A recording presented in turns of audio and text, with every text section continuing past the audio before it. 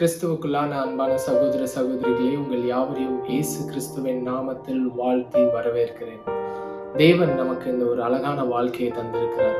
அவருடைய சாயலின்படியும் அவருடைய ரூபத்தின்படியும் நம்மளை சிருஷ்டித்து நம்மளை உண்டாக்கி நமக்கென்று ஒரு வாழ்க்கையை தந்து நமக்கு ஒரு குடும்பத்தை தந்து நம்மளை இந்த உலகத்துல வாழ வைக்கிறார். ஏன்னா அவருடைய சித்தத்தை செய்யும்படிக்கு அவருடைய பெரிய நோக்கத்தை இந்த உலகத்துல நாம் நிறைவேற்றும்படிக்கு அவர் நம்மளை படைத்து நம்மளை இந்த உலகத்துல வாழ வைக்கிறார்.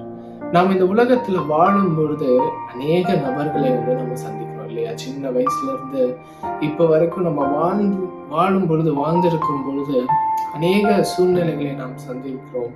அநேக நபர்களை நாம் சந்திக்கிறோம். அந்த நபர்களிடத்திலிருந்து அநேக வார்த்தைகளை நம்ம கேட்கிறோம். அவங்க இடத்துல நம்ம பேசுகிறோம். அந்த பேசுகிற வார்த்தைகளை நாம் கேட்கிறோம். சில பேர் நல்ல விதமான வார்த்தைகளை பேசுவார்கள், நல்ல வார்த்தைகளை பேசுவார்கள், நம்மள முன்னேற்றத்தின் வார்த்தைகளை பேசுவார்கள், நமக்கு தேவையான ஒரு சமாதான வார்த்தைகளை பேசுவார்கள், நம்மளை ஒரு முன்னேறி செல்வதற்கு ஏதுவான வார்த்தைகள் பேசுவார்கள். ஆனா பல நேரங்கள்ல நிறைய பேர் அப்படியே சூழ்நிலைக்கு தகுந்தவாறு பேசாம சூழ்நிலைக்கு ஏற்றபடியாக காரியங்களை பேசிக்கொண்டு இருப்பார்கள். சில பேர் நல்ல வார்த்தைகளை பேசுவார்கள். இன்னும் சம்டைம்ஸ் மற்றவர்களையும் நம்ம பார்த்திருக்கிறோம், உடைக்கிற வார்த்தைகளை பேசுவார்கள். ஒரு சமாதானத்துக்கு ஏதுவான வார்த்தைகள் அவங்க வாயிலிருந்து வராது. அப்படிப்பட்ட நபர்களையும் நம்ம பார்த்திருக்கிறோம். அப்படிப்பட்ட சூழ்நிலையிலையும் நம்ம சந்திச்சிருக்கிறோம். ஒரு ஒரு நெகட்டிவ் வேர்ட்ஸ் பேசுவாங்க. ஒரு ஒரு முன்னேற்றத்துக்கு ஏதுவான வார்த்தைகள் அவங்க வாயிலிருந்து வராது. அப்படிப்பட்ட வார்த்தைகளும் கேட்டிருப்போம். நம்ம உடைக்கிற வார்த்தைகளையும் நம்ம பேசுவாங்க. அவங்க பேசுறத கேட்டோன்னே நம்ம உடைஞ்சிருவோம். அது அந்த மாதிரி கூட ஒரு வார்த்தைகள் இருக்கும். வேர்ட்ஸ் ஆஃப் டிஸ்கரேஜ்மெண்ட் இருக்கும். அப்படிப்பட்ட நபர்களையும் நம்ம பார்த்திருக்கிறோம்.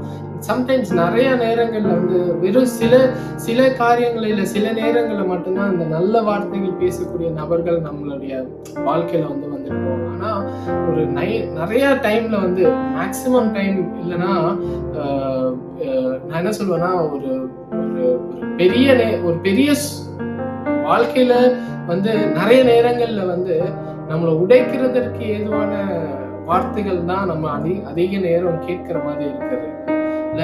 நிறைய நேரம் நம்மள முன்னேறி செல்ல முடியாமல், இல்ல நம்மள அதே இடத்துல இருக்கும்படிக்கு, இல்ல நம்மள உடைச்சி சுக்குநூறு ஆகிற அளவுக்கு ஒரு சமாதானத்துக்கு ஏதுவான வார்த்தைகள் இல்லாத வார்த்தைகள் தான் நிறைய நேரங்கள் ஜனங்கள் சம்டைம்ஸ் அப்படிப்பட்ட நபர்களோடு தான், இல்ல அப்படிப்பட்ட வார்த்தைகளை கேட்கும்படிக்கு தான் நம்மளும் இருக்கிறோம் இல்ல. இப்படிப்பட்ட ஒரு சூழ்நிலையின் மத்தியில ஒரு சைடு நல்வார்த்தைகளை பேசக்கூடிய நபர்களும் பீப்புள்ஸ் இருக்கிறாங்க. அப்படிப்பட்ட வார்த்தைகளும் நம்ம கேட்கிறோம்.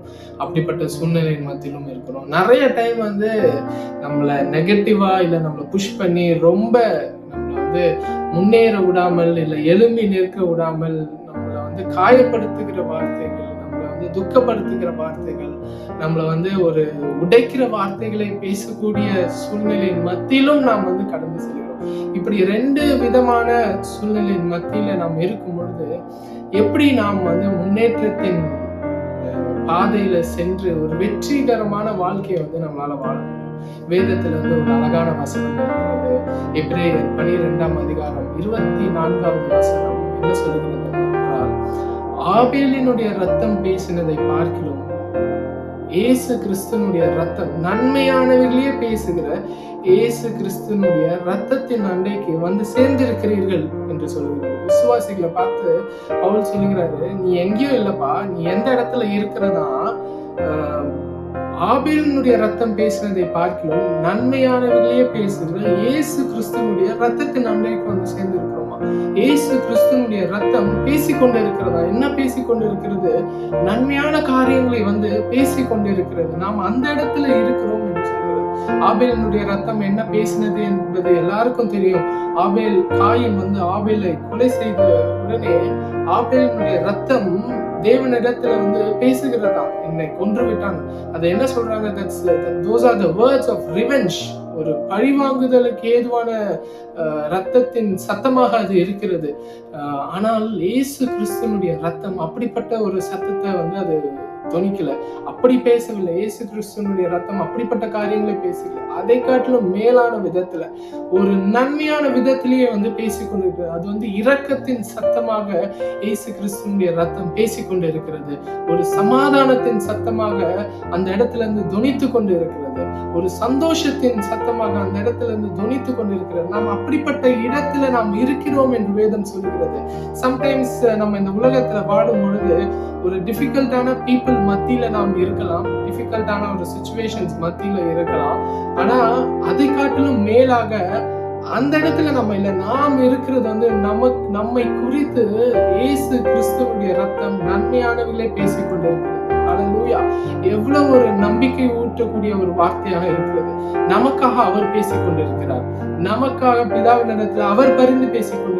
இயேசு கிறிஸ்துவனுடைய ரத்தம் நமக்காக நன்மைகளை பேசிக்கொண்டிருக்கிறது, என்னை குறித்து நன்மைகளை பேசிக்கொண்டிருக்கிறது. கிறிஸ்துவுக்குள்ளாக ஒரு இரக்கமுள்ள வார்த்தைகளை பேசிக்கொண்டிருக்கிறது, ஒரு அன்புள்ள வார்த்தைகளை பேசிக்கொண்டிருக்கிறது, ஒரு சமாதானத்துக்கு ஏதுவான வார்த்தைகளை பேசிக்கொண்டிருக்கிறது, ஒரு முன்னேற்றத்திற்கு ஏதுவான வார்த்தைகளை இயேசு கிறிஸ்துவனுடைய ரத்தம் தொனித்து கொண்டிருக்கிறது. அந்த சத்தம் தொனித்து கொண்டிருக்கிறது. விசுவாசிகளாகிய நாம் என்ன செய்ய வேண்டும்? இந்த உலகத்துல சம்டைம்ஸ் ஜனங்கள், பீப்புள் ஹியூமன் தானே, சம்டைம்ஸ் நல்லதை பேசுவாங்க, அவங்களே கொஞ்ச நாள் கழிச்சு சூழ்நிலை மாறணும்னு கெட்டது பேசக்கூடிய வாய்ப்புகளும் இருக்கிறது. நாம் இப்படிப்பட்ட வார்த்தைகளை, ஜனங்கள் பேசுகிற வார்த்தைகளை, மனுஷன் பேசுகிற வார்த்தைகளுக்கு செவி கொடாமல், அதை சார்ந்து வாழாமல், மேல ஒருத்தர் இயேசு கிறிஸ்துவனுடைய ரத்தம் பேசுகிற அந்த சத்தத்தை சார்ந்து நாம் வாழ்வோமாக. வேதம் சொல்லுகிறது, ஆபேலுடைய ரத்தம் பேசினதை பார்க்கிறோம், இயேசு கிறிஸ்துவனுடைய ரத்தம் நன்மைகளை பேசிக்கொண்டிருக்கிறது. நன்மைகளையே பேசுகிற இயேசு கிறிஸ்துவனுடைய அந்த ரத்தத்தின் இடத்துல நாம் சேர்ந்திருக்கிறோம் என்று வேதம் சொல்லுகிறது. நமக்காக இந்த உலகத்துல வந்தவர், நம்மளுடைய பாவங்கள், நம்மளுடைய தரித்திரம், நமக்கு தண்டனை சேர வேணும், நம்ம ஏற்றுக்கொள்ள வேண்டிய தண்டனை அவர் தம்மீது ஏற்றுக்கொண்டு தம்முடைய ரத்தத்தை சிந்தி இருக்கிறார். அந்த ரத்தம் நன்மைகளை பேசிக் கொண்டிருக்கிறது. அந்த ரத்தம் சொல்லுகிறதை நம் செவிகள் கேட்கட்டும். இந்த காலகட்டத்திலும் தேவனுடைய மரித்தலும் உயிர்த்தெழுதலையும் நாம் குறித்து தியானிக்கும் பொழுது அவருடைய ரத்தத்தை குறித்து நாம் தியானிப்போம். ஆபேலினுடைய ரத்தம் பேசுவதை பார்க்கிறோம், நன்மையானவர்களே பேசுகிற இயேசு கிறிஸ்துவனுடைய ரத்தத்தின் அண்டைக்கு நம்ம சேர்ந்திருக்கோம். எவ்வளவு ஒரு புது பலன் நமக்கு கிடைச்சிருக்கு. அவருடைய ரத்தத்தின் இடத்துல நம்ம சேர்ந்திருக்கிறோம். இந்த நாளில் சில நேரங்களில் நாம் கடந்து போகிற பாதையின் மூலமாக சில ஜனங்கள் அவர்களுடைய வார்த்தைகள் நம்மளை காயப்படுத்துவதாக இருக்கலாம், அப்படிப்பட்ட ஒரு தொனிகளாக இருக்கலாம், அப்படிப்பட்ட ஒரு சத்தமாக இருக்கலாம், நம்மளை உடைக்கிற சத்தமாக இருக்கலாம், நாம் முன்னேறி செல்ல முடியாமல் நம்மளை அப்படியே ஒரே இடத்துல இருக்க வைக்கிற சத்தமாக இருக்கலாம். ஆனா அதை காட்டிலும் மேலாக அப்படிப்பட்ட ஒரு சத்தத்திற்கு நாம் செவி கொடுக்க வேண்டும் என்பது தேவனுடைய சத்தம் அல்ல. அதை காட்டிலும் மேலாக ஆபேலினுடைய ரத்தம் பேசினதை பார்க்கிறோம். நன்மையானவர்களை பேசுகிற இயேசு கிறிஸ்துவனுடைய ரத்தத்தின் சத்தத்திற்கு நாம் செவி கொடுக்கணும். அங்க ஒரு சத்தம் தொனித்துக் கொண்டிருக்கிறது, நன்மைகளை பேசிக் கொண்டிருக்கிற சத்தமாக இருக்கிறது, கிருபையையும் இரக்கத்தையும் பேசிக் கொண்டிருக்கிறது, ஒரு முன்னேற்றத்தை பேசிக் கொண்டிருக்கிறது.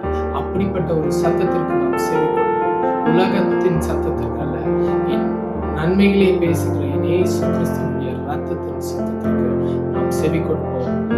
தொடர்ந்து வாழுவோம், அவருடைய மகிமைக்காக வாழ்வோம், முன்னேறி செல்வோம்.